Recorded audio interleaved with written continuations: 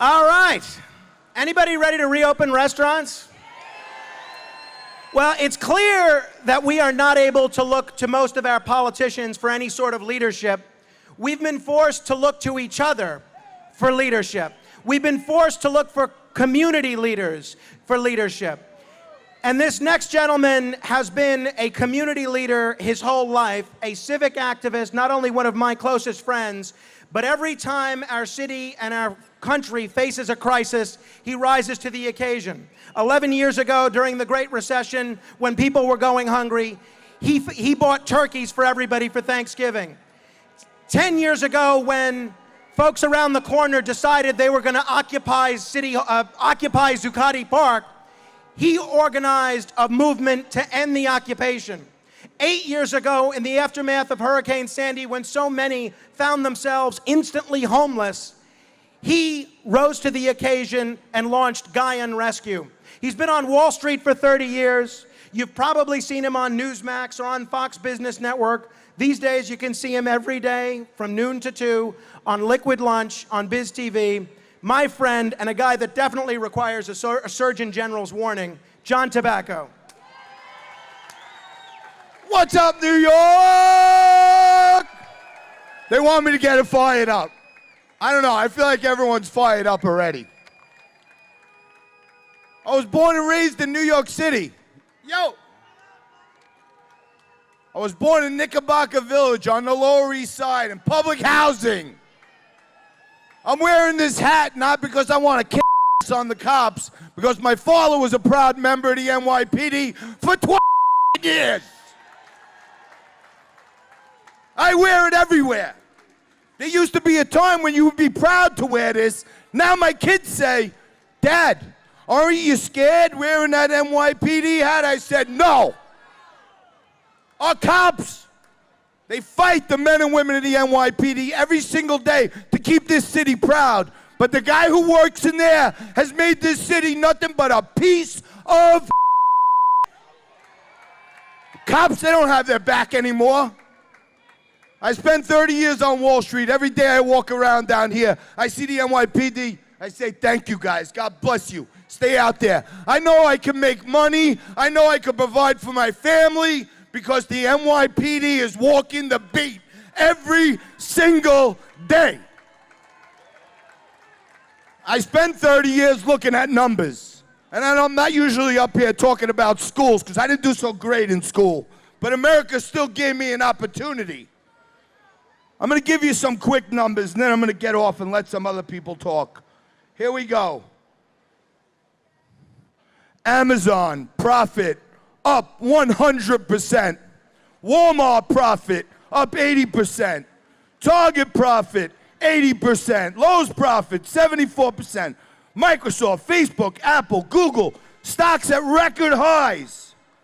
Small businesses 21% closed. Revenue down 30% for the poor souls that still are open. 15,000 restaurants in this country have closed permanently. Permanently. Is that the USA that we all grew up in? How about a USA? USA! USA! USA! USA! Thank you. Yes. All right, they want me to talk about schools. I got 3 kids. 2 of them are in college. My youngest daughter I dropped off yesterday at Marist. They're going to school. They got in-person classes. Something special about these Catholic universities, I guess. Here's the thing. I go on television every single day, and I talk about how we got to open this city. I talk about how the government overreach is strangling the little man.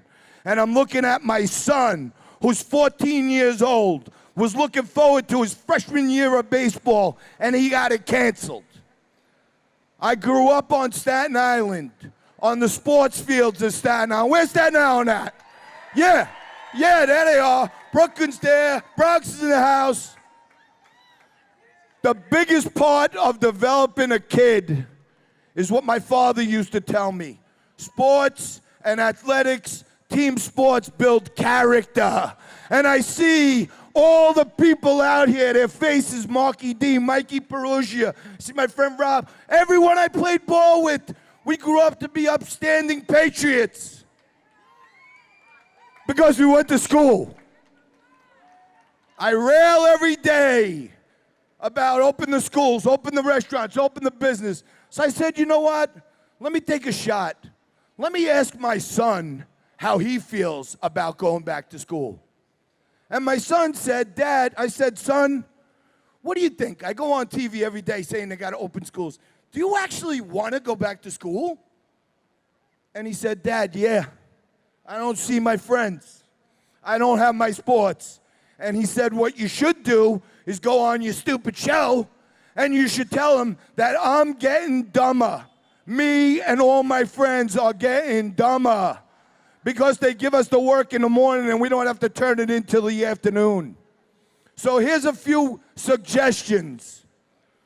I love teachers. The mother of my kids is a teacher, proud member of the union. Michael Mulgrew, the head of the UFT, is an absolute gangster and mobster. And he's taking advantage of his own union by threatening to strike unless we test 7 million kids or some crazy number. How about we test the teachers? How about we send the kids to school and put the teachers on a television? That's not horrible. Then everyone's safe.